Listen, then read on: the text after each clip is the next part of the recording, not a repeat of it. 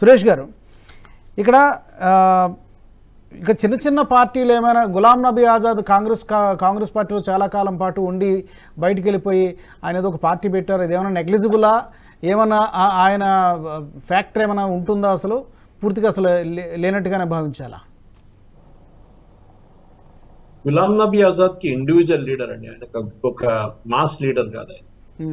ఇంకొకటి మీరు గుర్తుపెట్టుకోవాలి, రేపు బీజేపీని బయట పెట్టడానికి ఈ పార్టీలన్నీ ఇప్పుడు సపరేట్ గా పోటీ చేస్తున్న పీడీపీ కానివ్వండి, నేషనల్ కాన్ఫరెన్స్ కాంగ్రెస్ అలయన్స్ కానివ్వండి, ఇంకా ఏ ఇస్లామిక్ పార్టీస్ కానివ్వండి, వీళ్ళందరూ రేపు ఒక అలయన్స్ గా వచ్చి బీజేపీని బయట పెడతారు. ఎక్కడో బీజేపీకి ఛాన్స్ వచ్చింది అనుకోండి, ఛాన్స్ వచ్చి బీజేపీకి ఒక 38 సీట్లు వచ్చింది అనుకోండి, అక్కడ వీళ్ళ 50-50 డివైడ్ అయిపోయింది.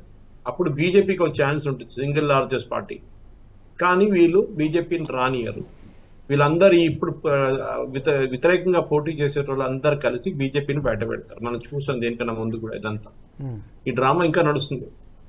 బేసిక్లీ బీజేపీకి థ్రెట్ ఎక్కడి నుంచి అంటే వీళ్ళే ఇండివిజువల్ ఇస్లామిక్ పార్టీస్. సో వాళ్ళు డెఫినెట్ గా 47 సీట్స్ వాళ్ళ దగ్గర ఉంది. అట్లీస్ట్ వచ్చే డీలిమిటేషన్ అయినా కానీ ఈ పాపులేషన్ బేసిస్ లో పెట్టి ఎక్కువ సీట్లు జమ్మూ వైపు తీసుకురావాల్సింది. కానీ చాలా పెద్ద రీసెటిల్మెంట్ జరిగింది జమ్మూలో. రోహింగ్యాని తీసుకొచ్చి ఒఫీషియల్ గా రోహింగ్యాస్ ని అక్కడ పెట్టారు, తీసుకొచ్చి దీనికన్నా ఇప్పుడు ఇల్లీగల్ గా వచ్చి సెటిల్ అయిపోయారు. వాళ్ళకి ఓటర్ ఐడి కార్డు వచ్చేసి ఉంటది ఇప్పుడు దాకా. వాళ్ళు డెఫినెట్ గా కాంగ్రెస్ కో లేకుంటే నేషనల్ కాన్ఫరెన్స్ కో లేకుంటే పీడీపీకి ఓటేస్తారు వాళ్ళ క్యాండిడేట్స్ ఉన్నప్పుడు. సో ఇది జరగబోతుంది. సో పాపులేషన్ మనం చెప్తారంటే పాపులేషన్ మెట్రిక్స్ మారిపోయింది. జమ్మూ కాశ్మీర్ వ్యాలీలో పాపులేషన్ తక్కువ, పాపులేషన్ ఎక్కువ ఎట్లా అయిందండి? ఇప్పుడు ఎక్కువ మందిని తీసుకొచ్చి రీసెటిల్ చేశారు. ఇది అన్ని ఏరియాస్ జరుగుతుంది. మనం వెస్ట్ బెంగాల్ గురించి మాట్లాడుతున్నాం, పాపులేషన్ డెమోగ్రఫిక్స్ అంటాం. జార్ఖండ్ లో 13 నుంచి 15 అసెంబ్లీ సెగ్మెంట్ లో ముస్లిం మెజారిటీలో ఉన్నారు. ట్రైబల్ స్టేట్, ఆలోచించండి. అసలు ముస్లింసే లేకుండా ఎక్కడ. ఈ గవర్నమెంట్ చూసుకొని ఊరుకుంటుంది. అదే నాకు కోపం వస్తుంది. ఎందుకంటే ఏం చేయట్లేకపోతున్నారు మోదీ గవర్నమెంట్. వీళ్ళు ఇప్పుడు అది కూడా ఎవరు చెప్పారు? జార్ఖండ్ హైకోర్టు చెప్పారు, మీరు చెప్పలేదండి. Jharkhand high court has said that the demographic of Jharkhand is changing and asked Election Commission of India and Unique Identification Authority of India, Aadhaar issue చేసే వాళ్ళు ఇద్దరిని చెప్పారు, మాకు ఒక 15 రోజుల లోపల రిపోర్ట్ ఇవ్వండి, వీళ్ళెవరో ఇక్కడి నుంచి వచ్చారు వాళ్ళందరినీ ఇక్కడ తెరవి కొట్టండి అని చెప్పారు. వీళ్ళేం చేస్తారు? పక్కన స్టేట్లో వెళ్ళి ఉంటారు. వీళ్ళందరూ బీహార్ నుంచి వచ్చారు, ఈ రోహింగ్యాలందరూ. అక్కడి నుంచి దొంగ సర్టిఫికేట్ తయారు చేసుకొచ్చి ఇక్కడ ఇప్పుడు సిటిజన్షిప్ తీసుకున్నారు, ఇండియన్ సిటిజన్షిప్. ఇదే జరుగుతుంది. వాళ్ళ రేషన్ కార్డు ఉంది వాళ్ళ దగ్గర, ఇప్పుడు వాళ్ళ ఆధార్ కార్డు అన్ని ఉన్నాయి. సో హైకోర్టు చెప్పారు, జార్ఖండ్ హైకోర్టు చెప్పాల్సి వచ్చింది గవర్నమెంట్ కి, what are you doing, are you sleeping అని అడిగారు. Union government and state government దగ్గర మీరు ఏం చేస్తున్నారు, నిద్రపోతున్నారని అడిగారు. ఇంతమంది రోహింగ్యాలు వచ్చి మొత్తం ట్రైబల్ అమ్మాయిని పెళ్లి చేసుకొని వాళ్ళ రిలీజియన్ మార్చేస్తున్నారు వాళ్ళది. ట్రైబల్ స్టేట్ ఛత్తీస్గఢ్ ఇదే సంగతి. ఛత్తీస్గఢ్ లో మ్యాసివ్ కన్వర్షన్స్ నడుస్తుంది. ఏం చేయలేకపోతున్నారు. లిటరల్లీ పవర్లెస్ గా ఉన్నారు మోదీ గవర్నమెంట్ ఈసారి థర్డ్ టర్మ్ లో. చాలా మటుకు యాక్టివ్ గా ఉండాలి, ప్రొయాక్టివ్. మోదీ గారు మాట్లాడేది బాగానే, ఇండిపెండెన్స్ డే రోజు 2 అనౌన్స్మెంట్ చేశారు మేజర్ గా. ఒకటి యూసీసీ తీసుకురాబోతున్నారు, 1 నేషన్ 1 పోల్. కానీ నెక్స్ట్ డేనే లాటరల్ ఎంట్రీ నోటిఫికేషన్ ఇష్యూ చేసి ఒక్క రోజులో విత్డ్రా చేసుకున్నారు. దాంతో ఏమైపోయిందంటే ఒక వీక్ పిఎం గా ఇమేజ్ వచ్చేసింది మోదీ గారికి. మనం అందరూ సపోర్ట్ చేస్తాం, డెఫినెట్ గా is a very good leader, డౌటే లేదు దాంట్లో. కానీ ఆ నోటిఫికేషన్ ఎందుకు రిటర్న్ తీసుకున్నారు? పోతే పోయిందిలే, ఎలక్షన్ అని చెప్పాలి ఉండే కదా. ఎలక్షన్ గెలవడానికి ఇప్పుడు గెలుస్తారా? అది కూడా లేదు. మహారాష్ట్రలో మరాఠీ రిజర్వేషన్ కావాలంటే ఇస్తారా? అది ఇవ్వలేరు. జార్ఖండ్ మనం ఇక్కడ హర్యానాలో ఏమో అక్కడ జాటితో నడుస్తుంది, ఇష్యూ నడుస్తుంది. అక్కడ ఫార్మర్స్ అజిటేషన్ సుప్రీంకోర్టు చెప్తున్నారు, వాళ్ళు నడిపిస్తున్నారు గవర్నమెంట్. ఇప్పుడు సుప్రీంకోర్టు నడిపిస్తున్నారు. వాళ్ళు నిన్న ఆర్డర్ ఇచ్చారు, హర్యానా పంజాబ్ గవర్నమెంట్ ఫార్మర్స్ తో నెగోషియేట్ చేయండి మీరని చెప్పి సుప్రీంకోర్టు ఆర్డర్ ఇచ్చారు. ఏది హైవే బ్లాక్ చేసి, శంభు హైవే బ్లాక్ చేసి పెట్టిన మనుషులు ఇన్ని రోజుల నుంచి, మీరు నేను వెళ్ళి ఏదైనా హైవే నేషనల్ హైవే మీద కూర్చుంటే అప్పుడే అరెస్ట్ చేసి తీసుకెళ్ళిపోతారు. వీళ్ళు నెలల నుంచి అక్కడ కూర్చున్నారు, మొత్తం ట్రాఫిక్ బ్లాక్ చేసేసారు. ట్రాఫిక్ 5, 10, 20 కిలోమీటర్లు తిరిగిపోతుంది ఇప్పుడు. కానీ ఏం చేయలేకపోతున్నారు. Government should act tough. A government అయినా టఫ్ గా యాక్ట్ చేస్తున్నప్పుడు చూడండి యోగి ఆదిత్యనాథ్ గారు ఏం చేస్తారు యూపీలో. అట్లా ఉండాలండి. ఆ టఫ్ యాటిట్యూడ్ ఉంటేనే మీరు బతుకుతారు. ఆ టఫ్ యాటిట్యూడ్ లేకుండా పోయిందంటే నెంబర్ తగ్గడంతో ఆ ప్రభావం కనిపిస్తుంది అంటారా స్పష్టంగా అతని మీద? ఎవరి మీద అండి? మోదీ గారి మీద నెంబర్ ఎప్పుడైతే తగ్గిందో క్లియర్ మ్యాండేట్ రాలేదు. డెఫినెట్ ఆ బాడీ లాంగ్వేజ్ తెలిసిపోతుంది, బాడీ లాంగ్వేజ్ తెలిసిపోతుంది. లేకుంటే ఈ లాటరల్ నోటిఫికేషన్ ఎంట్రీ ఎందుకు విత్డ్రా చేయాలండి? వాళ్ళు మౌంటెక్సీకి అల్వేలను తీసుకురాలేదా? మన్మోహన్ సింగ్ తీసుకురాలేదా? వాళ్ళు నందన్ నీలకేని తీసుకురాలేదా? రఘురామరాజన్ తీసుకురాలేదు. వీళ్ళందరూ లాటరల్ ఎంట్రీ నుంచి వచ్చారు కాంగ్రెస్ టైంలో, హయాంలో.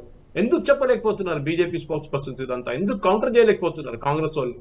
భయపడి విత్డ్రా చేసుకున్నారు. ఇప్పుడు ఏమంటున్నారు కాంగ్రెస్ వాళ్ళు? చూడండి మోదీ గారు మేమే చేపించాం, మేమే force చేపించాం Modi government.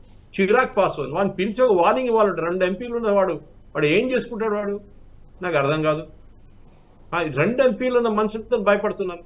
Tell to just get out. ఒక సిగ్నల్ ఒకసారి పోతే అప్పుడు తెలిసిపోతుంది అందరు పార్టీలకి. చంద్రబాబు నాయుడు గారిని ఉండండి, జనతాదళ్ యునైటెడ్ నితీష్ కుమార్ ఉండే, that you cannot play around with Modi government అని.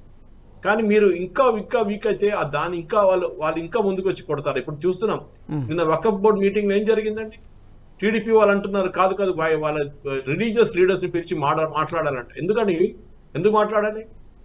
హిందూ స్థలాలు గుంజుకుంటున్నారు వీళ్ళు.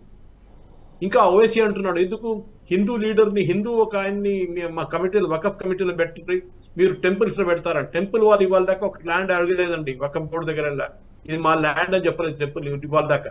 టెంపుల్ ల్యాండ్ అంతా గవర్నమెంట్ కంట్రోల్లో ఉంది, అది కూడా మొత్తం పోయిందండి. సో ఒక్కొక్క పాయింట్ మీద మీకు డెఫినెట్ గా దీని ఇంపాక్ట్ ఉండబోతుంది ఎలక్షన్ లో. మోదీ గవర్నమెంట్ టఫ్ గా ఉంటుండే డెఫినెట్ గా జమ్మూలో ఇంకా ఛాన్సెస్ ఉన్నాయి. కాశ్మీర్ అయితే సేమ్ దొరకదు, అది 0. ఎందుకంటే నేను మళ్ళీ అదే చెప్తున్నా, ఈ సువేందు అధికారి కరెక్ట్ గా చెప్పారు, సబ్కా సాత్ సబ్కా వికాస్ అని మర్చిపోండి. మీ ఒరిజినల్ మీ ఓటర్ బేస్ ని చూసుకోండి, అది చాలా ఇంపార్టెంట్. ఇప్పుడు దాకా హిందూస్ ని కంప్లీట్ గా నెగ్లెక్ట్ చేశారు. దాంతోనే బీజేపీకి 2024 ఎలక్షన్ లో పెద్ద డ్రాబ్యాక్ వచ్చింది. మీరు మీ కోర్ కాన్స్టిట్యున్సీని మర్చిపోయారు. రాజాసింగ్ ని అరెస్ట్ చేసిన ఏం చెప్పలేదు. రాజాసింగ్ పార్టీని తీసేశారు. నుపుర్ శర్మ పార్టీని సస్పెండ్ చేశారు. What signal did it send out? మీరు హిందూస్ కేర్ చేయరు, హిందూస్ పోయారు లేదు అని చెప్పేసి ఇంకెవరికి ఓటేస్తారు, మాకే ఇస్తారు కదా అనుకో. కాలేదు కదా సార్. జమ్మూలో కూడా అదే జరగబోతుంది నా అంచనా ప్రకారం. కాశ్మీర్లో ఎస్పెషల్లీ, జమ్మూ కంటే కాశ్మీర్లో బీజేపీ ప్రెసెన్సే లేదండి. జమ్మూ గురించి మాట్లాడుతున్నారు. జమ్మూలో కూడా మీరు కోర్ ఓటర్ బేస్ ని మర్చిపోకండి.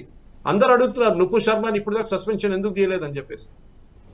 నా కోర్ హిందూ ఓటర్ బేస్ నా గ్రూప్స్ వాట్సాప్ గ్రూప్స్ లో అడుగుతున్నారు, ఇది ఇంత వీక్ గవర్నమెంటా? ఏదో ఖతార్ గవర్నమెంట్ థ్రెటన్ చేస్తే వీళ్ళు సస్పెండ్ చేస్తారా? రేపు సౌదీ అరేబియా ఏమైనా చేస్తే మళ్ళీ మా మీద యాక్షన్ తీసుకుంటారా? అర్థం కాదు. You should show by actions. ఇప్పుడు కూడా Raja Singh on his own ఏ పార్టీ సపోర్ట్ లేకుండా గోషామేల్ నుంచి కలుస్తాడండి. వాళ్ళ కమ్యూనిటీ వాళ్ళు ఉన్నారు, లోత్ కమ్యూనిటీ వాళ్ళు అక్కడ. అది మర్చిపోకూడదు. That is what BJP should show. That you Owaisi చూడండి, ఎప్పుడైనా హిందూ వాళ్ళు సపోర్ట్ అడుగుతాడా? అడగడు.